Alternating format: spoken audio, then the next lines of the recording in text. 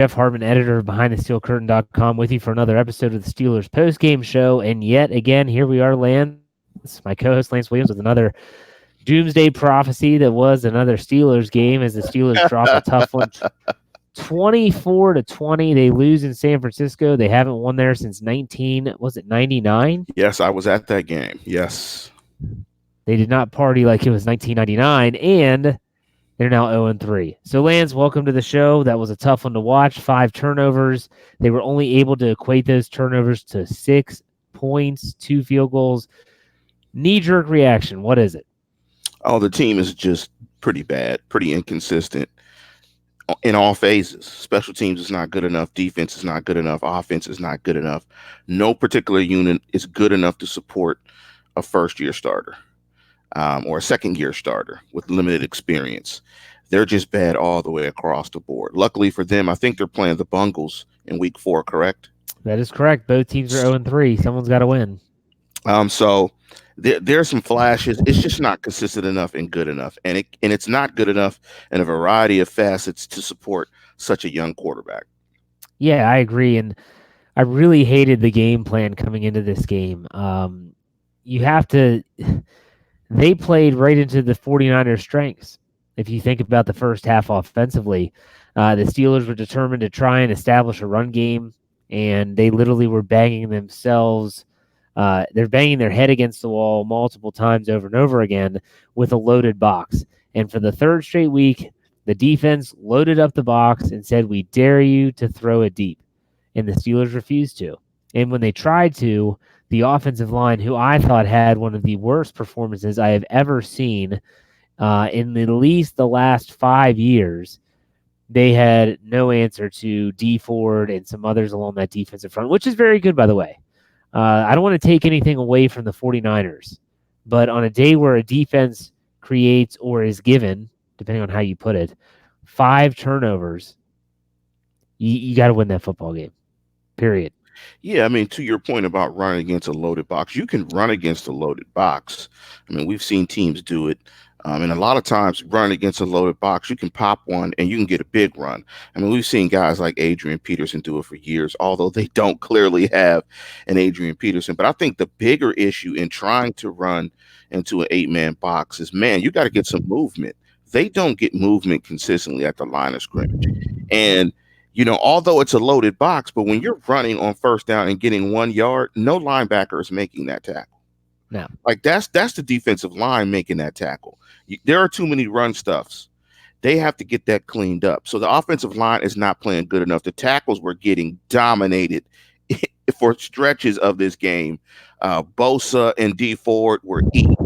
I mean, they were cooking this game. It's just not good enough. It's just not good enough on both sides of the ball. O-line play is not good enough. You got a running back that puts the ball on the ground. The wide receiver struggle to get open. The quarterback, of course, is going to be inconsistent given the fact that he's young. But, man, this is what a rebuild looks like. This is what it's going to possibly look like week to week. So if you're a squeamish Steeler fan, you better get your motion sickness medicine. You better get that Dramamine and pop 2 tabs every Sunday because it's going to be a rocky road. Yeah, it's going to be a rocky road. And a lot of people are saying that, they're saying Rudolph didn't play well. No, he didn't play well. But at the same time, Lance, you said it yourself. Don't freak out. This is a tough spot for a first-time starter to go across country, to be on the road, and to try to win this game. And the Steelers, I didn't feel as a coaching staff, gave him enough opportunities to win the game early in the game.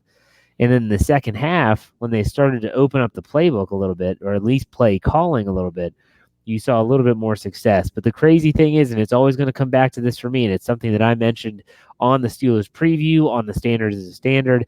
It sounds cliche, but the game will be won in the trenches. And the Steelers did not win the battle of the line of scrimmage on either side. I thought that the Steelers' offensive line was pushed around. They didn't provide space for Connor. They did not provide time for Rudolph. And then on the defensive front, although early it looked good Late, it was bad. They were getting gashed by the run, and that was really the most deflating aspect of this defense is that once the Steelers offense started to click, they're making big plays, the 76-yarder to Juju Smith-Schuster, the 39-yarder to Deontay Johnson, they get the lead. You're thinking this is it. They're going to turn the tide. They gave up a touchdown. Both times they failed to answer.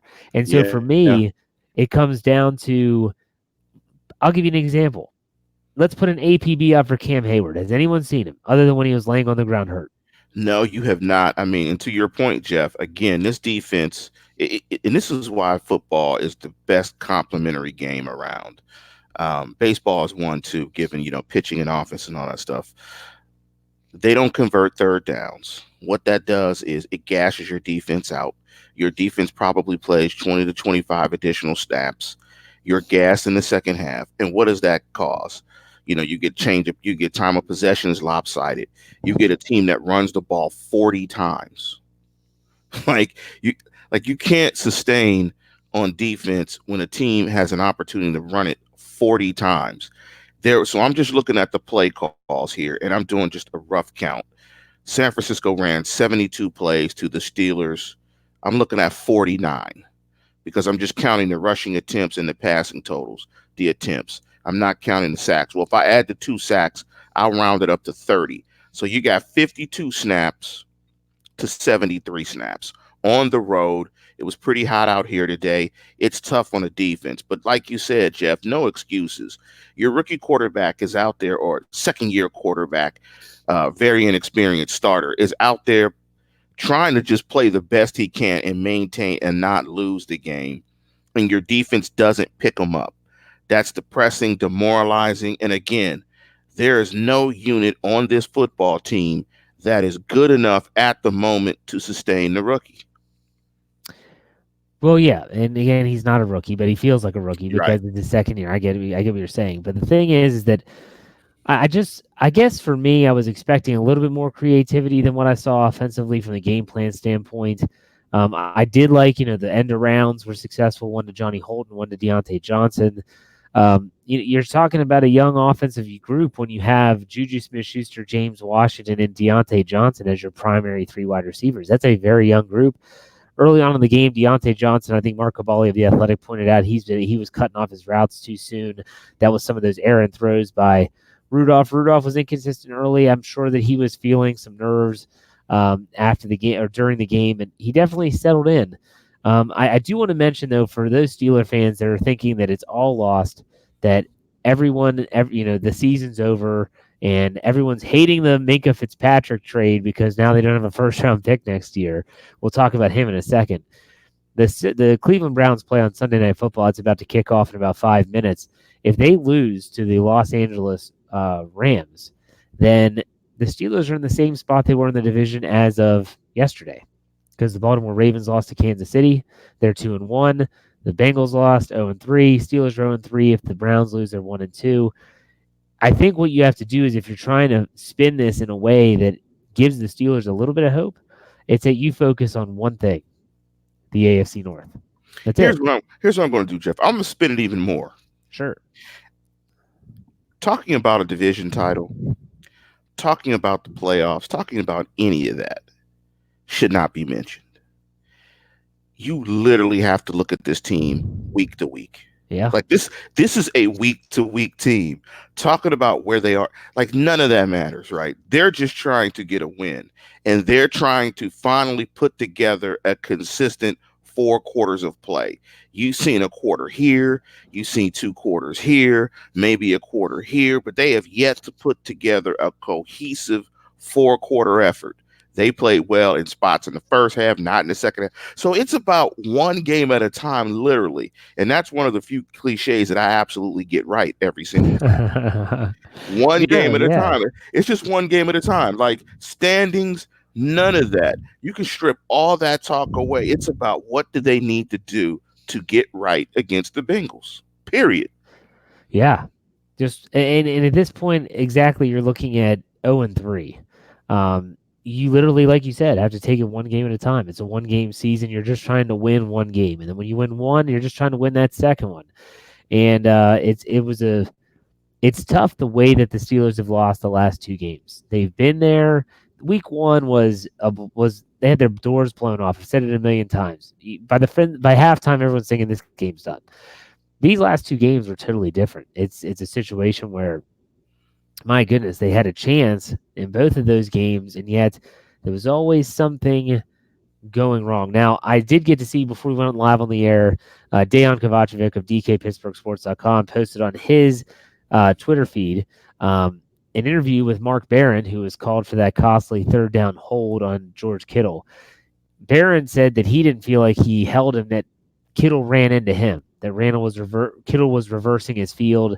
Barron had inside leverage, and he ran into him.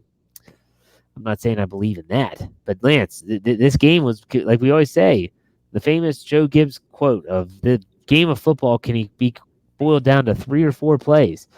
And we could probably list them right now, those 3 or 4 plays. The first being, to me, the James Conner fumble. Absolutely. Felt like Cleveland last year. It felt like the Cleveland fumble last year. Yep. They have a chance to at least be in the driver's seat with a lead. You're thinking worst case scenario, they run the ball, they get a first down, they kill some clock, they punt the ball away and force the 49ers to have to drive the length of the field. Not that they struggled with that today, but at the same time, now you give them a short field and we know what happens. Mark Barron, again, third down, chance to force a field goal, which would be a tie game, changes the way the Steelers have to approach that final drive, as a field goal would win it compared to a touchdown needed. And that holding call on third and, what was it, 17, I think, gave them a fresh set of downs, and they equate that to a touchdown. Lance, what other plays stuck out to you that turned the tide in this game one way or the other? Well, I'm just thinking those are the two most obvious. I would only point out to the bad defensive series after the scores. I mean, and there wasn't a particular play, it was just a set of plays. That was just bad defense. I mean, that's the perfect example of changing momentum. You finally get a foothold in the game. You hit the big play to Juju.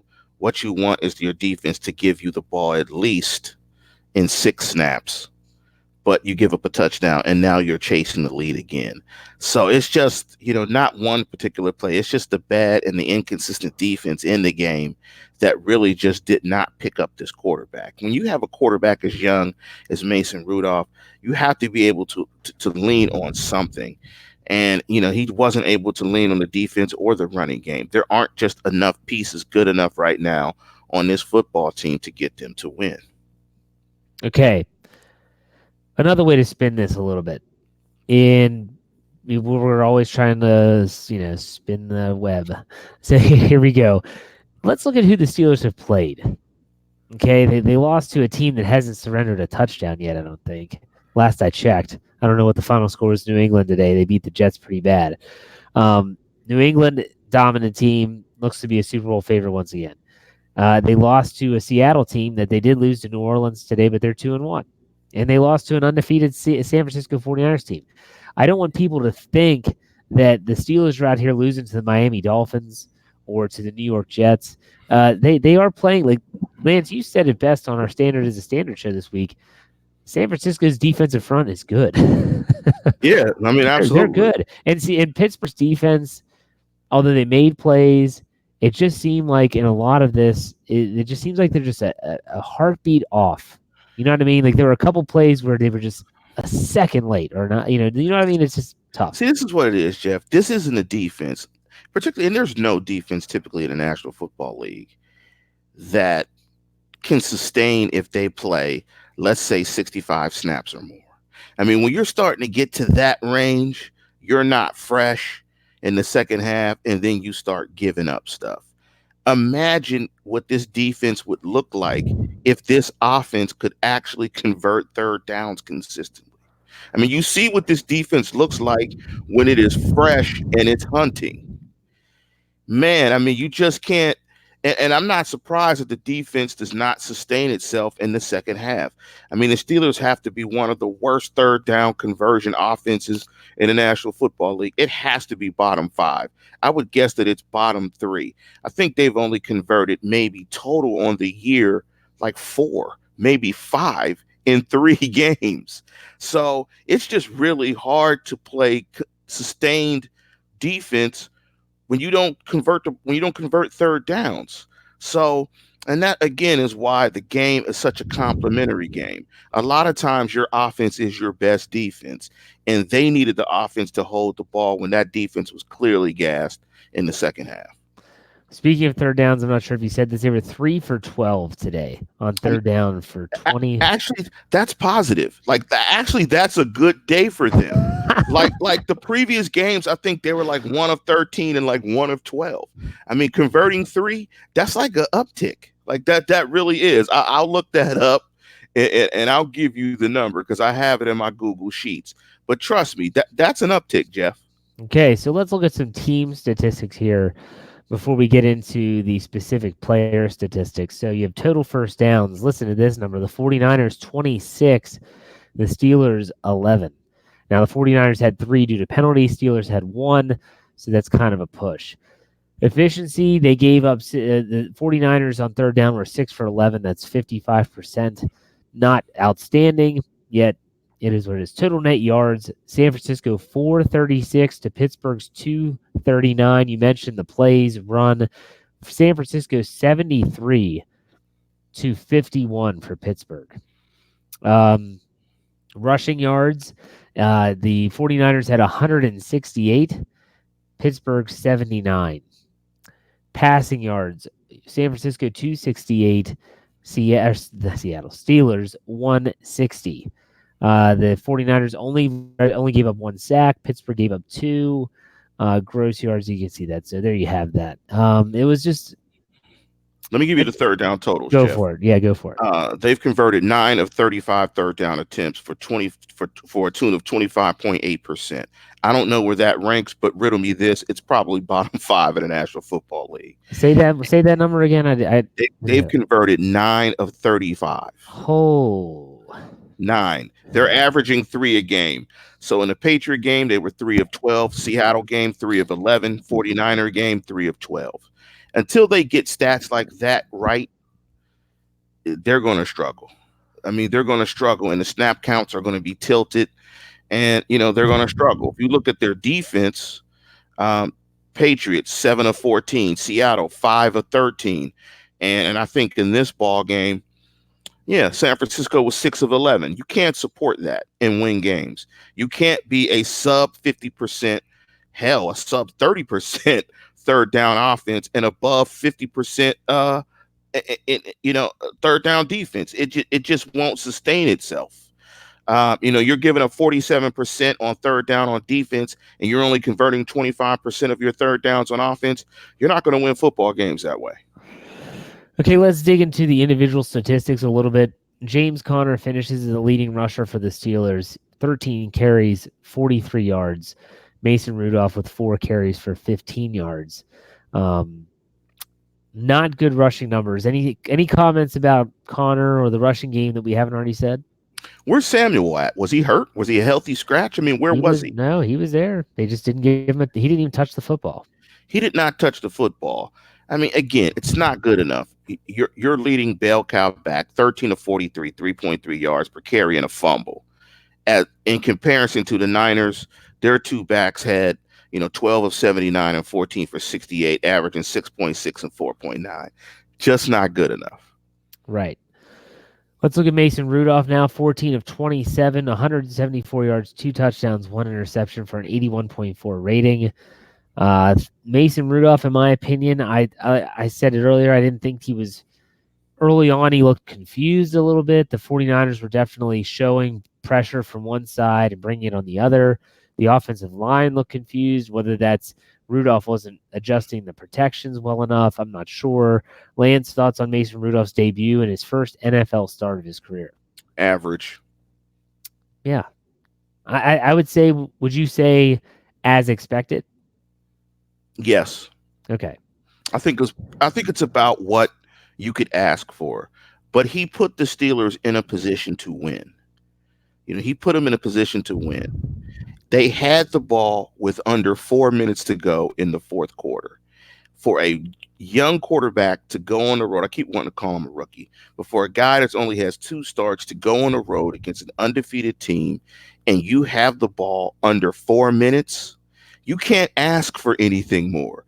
I mean, that he did exactly what he needed to do. He put the Steelers in a prime position to win the football game. Other guys have to pick him up, and they did not. Yep.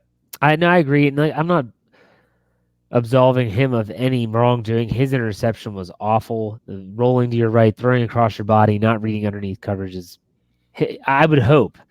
I say like he'll learn from it. I don't know. We'll wait and see next week. We haven't seen much of him, but I hope that he learns from that. Doesn't make that mistake again.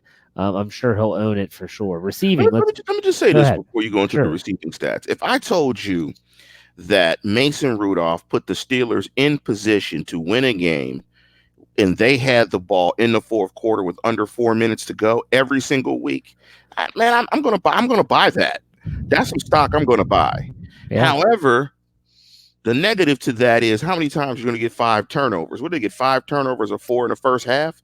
I mean, you're not going to pretty much be in that position again. But man, they had the ball, 4 minutes to go. You got to Yep. win that game. This definitely was set up to be one of those win ugly, and as you always say, Lance, win and correct and move on. And now it's a gut punch loss. Have to regroup, trying to find that first win. Before I forget here, Hassan puts $5 in the tip jar. Says, "Will Keith Butler be fired at the end of the year? Was the defensive game plan good enough?" I thought it was solid. They got a lot of hits on Jimmy Garofalo. They struggle with play action, and Devin Bush is struggling with play action. Him and Barron are, I mean, they are struggling with play action. But I thought the defense in spots played well enough. However, again, when you're not converting third downs on offense and you're playing all those additional snaps, you're going to give up some stuff. So ultimately, they lost the game, so it was not good enough. Well, let's be honest about Bush and Barron here. When you can't stop the run, you have Yeah. to respect the run. So when you do play action, of course you're going to get gashed based on the fact that you're getting gashed. I mean, the ideal situation is that Stephon Tuitt or the front four are able to make those tackles, and Bush isn't having to come up and make tackle after tackle. Like I saw Bob Pompiani on KDKA say how poorly Bush has played. He hasn't been perfect, but at the same time, as an inside linebacker, you're kind of in a lose-lose situation. If you're coming up and trying, okay, we're getting gashed by the run, got to stop the run. So you get sucked in because you're trying to stop the run.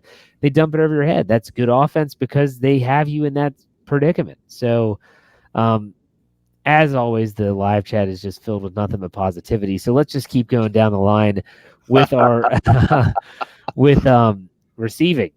7 targets for Juju Smith-Schuster, only 3 catches. One of them was a 76-yarder for a touchdown. Kind of sparked the Steelers in the second half, but he finished the day with 81 yards. 76 of those yards were on one play. Lance, I wanted to ask you about this because I just wanted your personal take on it. What do we have to do? Or I'm sorry, what's going on with him? Because a lot of reporters that are there live, that are watching the game from the, that upper deck view, are seeing single coverage. They're not doubling Juju Smith-Schuster. They're putting that extra defender in the box to stop the run. What's going on here? I mean, I have to take another look at it, but I think they're going to have to scheme Juju open. I mean, Juju to a certain extent has to prove that he's a number one, and he has to prove that he can beat single coverage. I mean, no Ben Roethlisberger. I mean, I'm going to double. I'm not going to double Juju either. I'm going to make Juju beat me. If he gets over top of me, then he does. But when you can't run the ball and you have a guy in his second start, I mean, why double Juju? Juju has not played well enough to respect the double. And one thing we're seeing is Juju is getting your best corner every week. So maybe the reality of it is that Juju is a number 1.5 or a number 2, but not a number 1. And that's fine. But you just you have to scheme him open. You have to do some things to help him and not put him in a way where he's an isolation receiver. I got to look at the all 22 more. One thing you probably can do is move him around. Not play him exclusively as the X or the Z, but move him around as that Y receiver. Put him in bunch formation, get him in motion, different type of stuff to help Juju. But overall, when you have a wide receiver core, Smith, Schuster, Johnson, and Washington, I'm sorry, that's not going to scare anybody. And can the Steelers please target Vance McDonald more than 2 times? Well, he left the game with a shoulder injury. He never returned. So here you go again with Vance McDonald, made out of glass, seemingly. So I think with this, th- correct me if I'm wrong, Lance. I'm trying to think. The Steelers didn't use much motion today on offense, did they? No, no, not at all. Which is surprising because a lot of times motion will help a quarterback see what the defense is doing. For Yes. instance, if a cornerback follows, it's going to be a man look. If he doesn't follow, you're looking at zone. And I was really surprised as I watched the game, thinking, man, I'm waiting for Mason to send Juju in motion or to send Deontay Johnson, even if they just move to the edge and then back out, just to see what the defense is doing. And they just didn't do that. They have been moving Juju around a little bit. His big touchdown, he was in the slot. They were in that bunch formation. Um, it's going to be interesting to see how they handle this situation moving forward. But let's get through the other players. Deontay Johnson was targeted 6 times, had 3 catches for 52 yards. Again, 39 of those 52 came on a 39-yard touchdown reception, which was a nice double move by him. Good throw and catch. Thoughts on Deontay Johnson in his first day as a starter? He ain't scaring nobody. Not yet, anyways. No. That my thought is that wide receiving core. Trust me, ain't nobody afraid of that. And that's probably why you see guys. It's difficult to see guys get open. Even in zone coverage, guys are playing the sticks, and I feel comfortable playing man against anybody you ran out against me from that wide receiver core. I don't expect much from Deontay Johnson, unfortunately, because of the depth at the wide receiver position, because Moncrief has been an absolute bust at this moment, has been an absolute terrible free agent signing at this point. There's nobody you're going to respect on that wide receiver core, Deontay Johnson included. Now, he made a catch here, made a catch there, but sprinkle that in. That's fine. That's not going to beat you, and that's not going to scare you. But as you said, in rebuilding mode, you got to put him out there so Yes, you have. yes, they're in rebuilding mode. So maybe okay. Let me say my answer again. Let me rewind. I'm going to rewind. I think his first start was pretty good. Given that this is his first start, I think he showed some positive signs. I think you want to see him. Ask me again about Deontay Johnson, maybe in week 8 or 9. Let's see that hopefully these positive experiences will help him grow as a receiver, and you see the real Deontay Johnson in about 5 games. I wish that I could have had a tape recorder right Was that a there. was that a better answer? And no, I wish I could have had a tape recorder. Just the part where you said, let's talk in about week 8 or 9.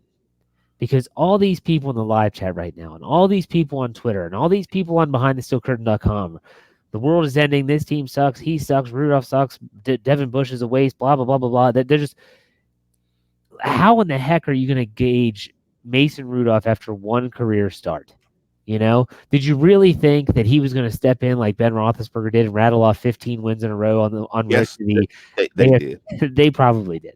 Yeah, because 14 is even more than 15 is even more than the 14 games that they had left.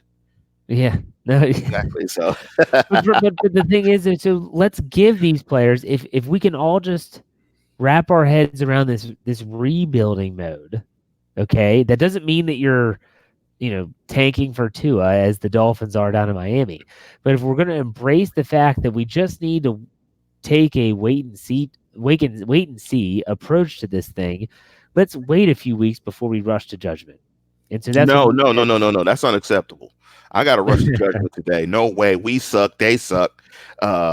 We screwed it up. We shouldn't have traded for Minka Fitzpatrick. That was a waste. That was a bust because we're not going to win any more games. We're going to go 0-16, and we could have had Tua. I hate the Steelers. Well, let's. It's they're 0-3, and that's bad. And fans can have every right to be upset. But I'm just Fire trying to Tomlin. say, yes. Well, hashtag Fire Tomlin. So let's look at the defense. I want to talk about one player right off the bat because we already mentioned Devin Bush. I want to talk about the safety play, in your opinion. Okay, so first, Minka Fitzpatrick. Okay, the guy comes in. He ends up with 4 tackles, 4 total tackles, I should say. He had 1 interception. He forced a fumble. your first reaction on I'm Minka gonna go ahead Fitzpatrick. and jump. I'm gonna go ahead and jump the gun on this one. He better than Sean Davis. That's right. I said he better. I didn't even use a verb. I just said he better. Put the verb in. He better than Sean Davis. Clearly, absolutely clearly, Sean Davis will not be a Steeler again. I No. mean, I mean, he's better than Sean Davis. You can see that Minka Fitzpatrick and Edmonds are probably going to be a very good safety combination. I thought he showed a lot for limited preparation, and I'm excited to see Limited, very limited two practices. 2 practices. I'm very excited to see what he looks like next week when he starts to get comfortable. He can play. Well, what's your take on Edmonds though? Because I agree. I thought Fitzpatrick was fantastic. He showed burst. He was a hard hitter. He showed good range. But what's your take on Edmonds so far this year? It's He in seems between. to It's be in up between all. the ears. It's in between the ears. I think with Edmund, I think he has all the physical tools. I mean, when you see him in certain spots, you're like, man, that guy's a physical player. He's physical. He's fast. He's a thumper. I think it's just in between the ears. I think he will get it. I am encouraged by the stuff that I have seen from him. Just not consistent yet. Still a very good player. And if we're in rebuild mode, Jeff, give me your answer. Your rebuild mode. Let me hit you with the rebuild dust. Give Go me your ahead. rebuild answer when it comes to Edmonds. Let's just wait a little bit, and about week 8, we'll evaluate and see where he is at that point. Everything. See, I'm sorry, Steeler fans. Like, we're laughing. You guys are upset. I'm sure you're upset. That's the show. But look, man, they don't have Ben playing this year. They are very young on both sides of the ball, except for D line and O line. This is a rebuild year. I tried to tell you guys that in the Yeah I Said It show on Saturday. Yeah, I said it. I hope that Mason Rudolph plays Ben Roethlisberger into retirement. Part of the whole Ben Roethlisberger thing, extending him and bringing him back, is we've not been sold a bill of goods, but we've chosen to believe a bill of goods that this team was probably closer to competing for a championship than it actually was. But if you take a closer look, this is a very young football team on both sides of the ball, and it was probably closer in a rebuild than we all wanted to believe. And now we are absolutely in rebuild mode. So stop being squeamish, man up, put your big boy pants on that are black and gold, and let's just enjoy this season and see what it looks like in 5 games from now. Exactly. And the one thing I do want to say is, with what do you think would be the tipping point for the Steelers to make a decision like, say, midseason, hey, Keith Butler, thanks, but no thanks. We're gonna let you go, and we're gonna have someone like Terrell Austin call the plays for the rest of the year. What do you think would be the tipping point for something like that to take place? Being winless at the bye. 0-7 or Yes. sheesh. Yeah, being winless at the bye. If they're winless at the bye, oh, that boat is They're sinking. if they're winless at the bye, No one's going to listen to our show. what? That's going to be terrible. But not only that, but if they're winless at the bye, I think that Keith Butler is the least of the concerns. I think Mike Tomlin would have to worry. Yeah, man, the seat is hot. If you're winless, it's hot. I mean, absolutely, it's scorching. Yes, yes. Oh, yes. Because they got enough talent to be better. They got enough talent to not to be winless at the bye. They're close, but they're far, and that's the frustrating thing. They're close enough, I think, to put more consistent tape out there. I don't know if that translates to them being close to a victory, but this is rebuild mode. And because it's in rebuild mode, we have to be very patient with this team and check back with us in about another 5 games to see what it looks like. So for me though, you look at where this team can go from here. There's a lot of different avenues, and it's just going to be really interesting to see how this team trends and ebbs and flows. I think it's going to be an up and down season. If you haven't figured that out by now, like you said, buckle up. It's going to be a bumpy ride. You're going to be a Kennywood riding the Steelers roller coaster, which actually Yes. exists now. Is the still Phantom still in Kennywood? I mean, I might be It dating is. myself. There's an actual. I think I think the Steel Phantom is done. They have a Steel Phantom 2, and now it's the Steelers actually have a Steel Curtain roller coaster. Mm, Here we have mm. 5. Here we have Hassan puts another $5 in the tip jar. He said, How is Fitzpatrick better than Davis? Is the question. Uh, when's the last time Sean Davis got close to an interception? Uh, he's come close a lot. He just doesn't catch the football. There you go. There you go. Yeah, it's tough. Sean Davis is average. I mean, Sean Davis is average. Average on the back end just doesn't win. Fitzpatrick is better. I mean, you saw him moving around. You saw him get an interception, cause a fumble. I mean, you saw him all over the field in like 2 practices. He's better than Sean Davis. Yeah, absolutely, absolutely. He has. I think he's a better football IQ. He's better vision. His range is better, and he's a hitter too. Yeah, he's not afraid to lay the lumber. Not that Sean Davis doesn't like to hit, but I mean, Minka Fitzpatrick just seems like he does everything just a tick better, if not more, than He Davis. did get ragdolled though. You see him get thrown. Did you? Who was that? Who was that? Not Juszczyk. Who was number 44 for the Niners? Threw him on a tackle. That's I pretty don't funny. know. But Fitzpatrick is not the issue. I like Fitzpatrick. I like the trade. I'm on record as always saying I'm going to like the trade. Let me ask you this: go to the offensive side quickly. The offensive line's been bad. It's Yeah. been bad. Period. And do you think that's a product of Mike Munchak not there, or do you just think that maybe some of those guys are getting a little long in the tooth? It's hard to say. I mean, the guy that I forget the guy's name, but the guy who's the offensive line coach, I mean, he studied under Munchak. I think that's solid. I mean, I've even heard from Max. Max has said that the offensive line coach is not a downgrade, that he's a solid offensive line coach. Um, quarterbacks clean up a lot of offensive line play. To be honest. I mean, when you don't have Ben Roethlisberger in the game, you're going to get certain coverage looks. A lot of times with Ben Roethlisberger in the game, you're not going to get 8 in the box, so you're going to be able to run it easier. You're not going to get overly blitzed. I mean, certain things you're not going to have, but they have not played well. I mean, it takes a while probably for any unit to get up to snuff and up the rhythm. You would hope that they would be better, but they haven't been, and they're going to have to play absolutely their best football to support this young quarterback. Yeah, and it just has to be better. I guess that's the thing. Like again, I said this earlier. San Francisco is a very good defensive front. I don't want to take away from that, but man, there were some times where Alejandro Villanueva didn't even touch Bosa coming Yeah, off the edge. oh my goodness. Oh my goodness. I I was mean, like, there were situations where Rudolph draws back to pass, plants his foot in the ground, and he's got people all around him. He oh can't. yeah. Oh yeah. I don't know what some fans are expecting Mason Rudolph to do in a situation like that. Because if Ben Roethlisberger were back there, it probably would have been very similar.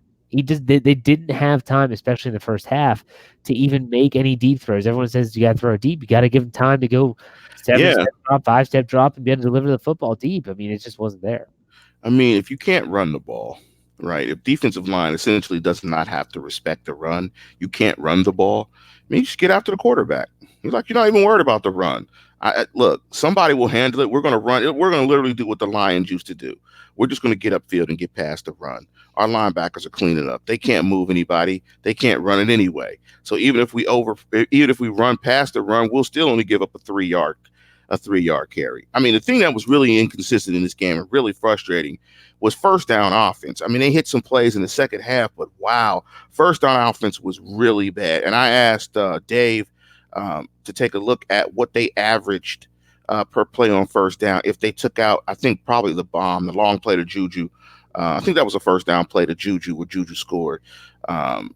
It's just it all works together in concert. You got to be better on first down. It looked like all the second down plays should have been the first down plays because they moved the ball pretty well on second down, where they were getting like 4.5 to 5 on second down to get you in a 3rd and 5, or you get 3.5, get you in a 3rd and 6, 3rd and 7. It seemed like the second down, they at least got some positive yardage to get them in some 3rd and longs, but they put the rookie, not the rookie, but they put the second-year starter in a lot of 3rd and longs, and those aren't really manageable for any quarterback in the National Football League. I've never seen a 3rd and 5 look more painful than watching the Steelers so far in 2019, and that's with Ben Roethlisberger at quarterback too. Yes. 3rd and 5 feels like a 3rd and 15 with this team. It's I have never seen anything like this in a long time. Let me speak to one of the comments. Aaron Hoffmeister 53171. Give Samuels more snaps. Explain that to me, Jeff. Why are you going to eliminate Samuels? Like, are you good enough to take any weapon off the field? Like, are you really good enough to where you have a game plan that does not include Jalen Samuels, a guy that can get out in the backfield, get yards after the catch on easy throws? Like, And explain well, that to me. every time that he was on the field, I'm pretty sure he was flexed out as a wide receiver. And so he wasn't in the backfield. And so you put him out there wide and he's not going to be in the screen game. It's just one of the many questionable things. But I want to put this up there, $5 from Shield. He says, here you go, guys. Some money. We'll get through this. Let's get to rebuilding. He's Big embracing. up Shield. He's Big up embracing. Shield. And the Shield's the guy that wore the alternative jersey. Yes. Yes, big up you, Shield. Another 5 from Isaac, a longtime listener to the show. He said, really thought we'd see more running the ball and play action, but I was kind of shocked they didn't do anything different. Here's what it was: run, run, pass, run, run, pass. It kind of sounds like a kid's song that I would hear on my 3-year-old's kindergarten video. Taylor Swift. Run, pass, run, run, pass. I mean, it gets stuck in your head. Run, run, pass. That's exactly what it was. It's a Taylor Swift new single by Taylor Swift. RRP. RRP. RRP. Here's the thing, Jeff. What do you think about this, man? I think the offense has to un-Roethlisberger itself, right? I think the offense is going to have to get into being comfortable of calling a game without Roethlisberger. Like, they've got to transition away from being it was spread out a lot. I mean, it was spread out a lot. It didn't really look from a formation perspective that different. So it may take some time for the OC and the offense in and of itself to kind of, have a bin detox, so to speak. Well, the MO for the Steelers offense this entire year, regardless if he's a quarterback, is this: throwing something against the wall and seeing what will stick. There's no calculated measure. There's no we know that this will work against this. There's none of that. It's just, well, if I keep throwing this against the wall, eventually something will stick. And on defense, the theory is we're just going to basically go straight at pressure. And if we can't get pressure, we're screwed. And that's it. That seems to be the Steelers' MO on both sides of the football so far this year. And so it's one of those situations where I would really like to see Randy Fichtner and the offensive staff actually come up with a plan that seems to be more than, well, we tried this formation last time and it didn't work, so let's try this one this time. Well, that didn't work either, so we're going to try this one next time. Let's have a little bit more sophistication. I have a feeling that if Mason Rudolph is in the NFL, he has a slightly higher IQ for the game of football than just seeing what'll stick over and over again. Big up to Justin Conway, a bright spot. He's right. Tuitt has played well. I'll put that up on the screen. Deserves it. Yeah. Tuitt has played. He's played like a grown man this year. 3.5 sacks already after 3 games. Yeah, there's been some times where he's been absolutely unblockable. They've played well up front. They just need to play less snaps. And I might do that on my my little metric sheet that I share with you and Dave, is snap counts over the course of 3 games, just to see the snap count differential. Because I'm wondering where differential and snap count, is there any correlation between that and wins? Just try to see, some type of statistical thing there. Yeah. Who knows, man. But Jeff, man, hearing you this down makes me sad. I don't feel like I'm that down. I mean, like you said, I knew it was going to be a tough spot, and I picked the Steelers to win. I had them coming from behind, and although there wasn't as many it wasn't as high scoring as I thought it could be. You put it best when you said they had a 4-point lead with under 5 minutes to go in the game and the football. You would think, if not knowing anything else, if you woke up from a coma, that's not a bad spot for Mason Rudolph in his first career start as a starter in the NFL. And James Conner fumbles the football, and we all see how it plays out from there. But I'm still going to hang my hat on. I I'm going to hang my hat on the fact that this team was not demolished. It was not an aberration. It wasn't as bad, I guess, as a lot of people are making out to be in my eyes. So we'll see. The tight end position is definitely something that's being talked about a lot. And What tight end position? exactly. I mean, this is bad. I mean, they shored up the safety position by trading for Minka Fitzpatrick. There has to be a tight end that's just there has to be a tight end that's unemployed right now that could be an upgrade over Xavier Grimble and Gentry, the rookie. I mean, what are they doing? I mean, they have no role in the offense. So let's just get somebody else that possibly could. Whew, bad. It's rough. So, okay, the live chat. I mean, we have a lot of people watching the show live. We've had over, I think it was 370 at one point. People were ticked off, rightfully so. Not telling people that they shouldn't be ticked off because you're entitled to your opinions and you're entitled to feel the way you want to feel about the team. But if you've seen a common theme throughout this show, it's that Lance and I personally believe that we have to take a wait and see approach with a lot of these players because outside of the two lines, offensive, defensive line, they're very, very young. And so Snowman puts $2 in the tip jar. He says 5 turnovers is promising. Yeah, get 5 turnovers, man. In terms of the turnover ratio, they're doing okay. Doing okay. Yeah, of course you can. I don't want to spin it that other way, but so I'm going to say 5 turnovers is promising. Yeah. Yep. There you go. But losing with 5 turnovers is not promising. No. I So couldn't help it. I couldn't help it. I can't help this either. There's Raymond Santiago has been in the live chat the past two. Hey he Jeff. was Hey he was Jeff. no, he was on during the Steelers burning question last night. He writes Jeff Hartman is a big Ben hater. Lance, I mean, I'm sitting Jeff. here in a Ben Roethlisberger jersey. Jeff. I wish you could pause. How close are your jerseys, Jeff?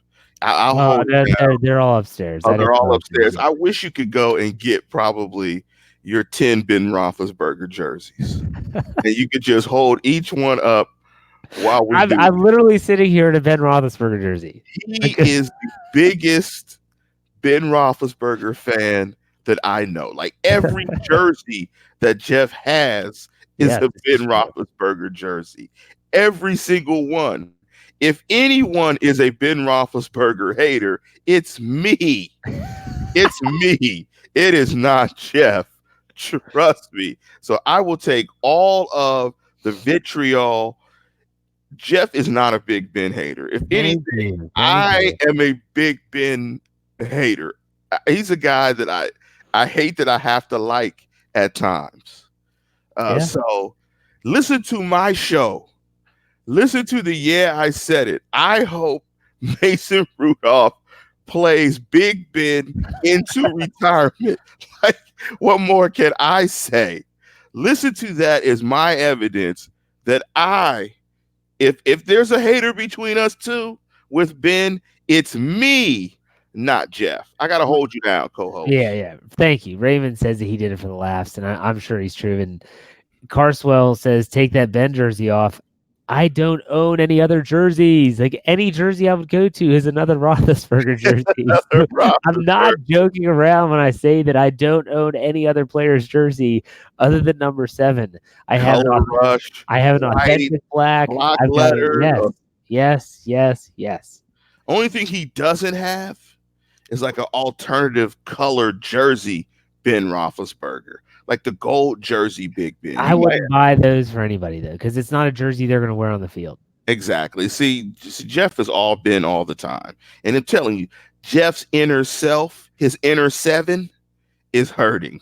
Yes, Right now. I'm definitely torn because you see a guy that's meant so much to your fanhood as Ben Roethlisberger has to mine, and you see the potential future in Mason Rudolph. And I know people are going to say, "Future? What are you talking about?" Let's give the kid some time before we rush to judgment. Let's wait 5 games, and then we'll talk after week 8, right? And so, with that being said, yeah, definitely. I think a lot of Steeler fans are like me. They're kind of torn inside. They don't know what to do. Whatever. I'm laughing at the live chat. Dino, Lance is a bum. Oh, that's great. Oh, that's Oh, it fantastic. is. Oh, that's fantastic. Well, with that, I think that's a great way to end the show. That Lance is a bum, and so Yes. we've been called worse. Let's just put it that way. We've been called much worse than a bum. So, Lance, go ahead, put on your spin doctor shoes, and why don't you get Steeler fans? Try your best. You're the coach. You're trying to motivate your team. All is not lost. 16 games. Go for it. Get them fired up for next week. Next week is next week. Nothing that you did this week counts for next week. Focus on next week, prepare, and you have another opportunity to get a win. There you go. Like Bill Cowher did in 2005. You go and you wipe down all of the games, and there just leaves one. Just one game. Just one. Just one game. Just one game. Just Kathy gives us $5 in the tip jar. Say, good show, no doom and gloom needed. Exactly, Kathy. It's only 3 games. Are you ready for the unbelievable comeback that is the 2019 Steelers? make the magic last for more than just one night. Just one. I apologize for that. Yes, I'm optimistic forever. I am still excited about watching this football team. I was excited about watching this game and not having one iota of how this was going to go. And I was like, man, they got the ball with about 5 minutes to go. Are we going to come in here and get lucky and win this? Nope. Nope. Chris Irwin says, number 1 pick in 2020. Oh, yeah, we don't have it. No, we do. He plays safety. He's number 39. So his name is Minka Fitzpatrick. Enjoy it because I think he's going to be around for a while. So Having said, I'm a secret Browns fan. It likes to make us mad. Oh, man, I hate the Browns. So, you see those uniforms they're playing in the night? Who could like that? Honestly, I have the TV off right now. I just can't. Jeez. So all right, folks. So listen up. You might be done with the Steelers, but we're not done with our job. And what that means is that we are going to continue to churn out content because it's what we do, because it's what you expect. So tomorrow night, Monday night, will be the Steelers Hangover with Brian and Tony. They'll rehash the game. They'll give their take on it. Hangover. Yes.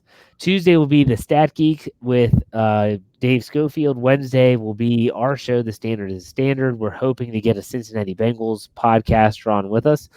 Thursday will be the Steelers preview. Friday will be, I said it. We will actually have an extra episode based on the fact that the Steelers are playing on Monday night. Lance has got the burning question next week. I got to go back for I know what the burning question is going to be for Steeler fans. Will the Steelers win a game this season? That'll be the burning question. It'll be interesting. I'll be listening after I've golfed in a golf tournament. So what?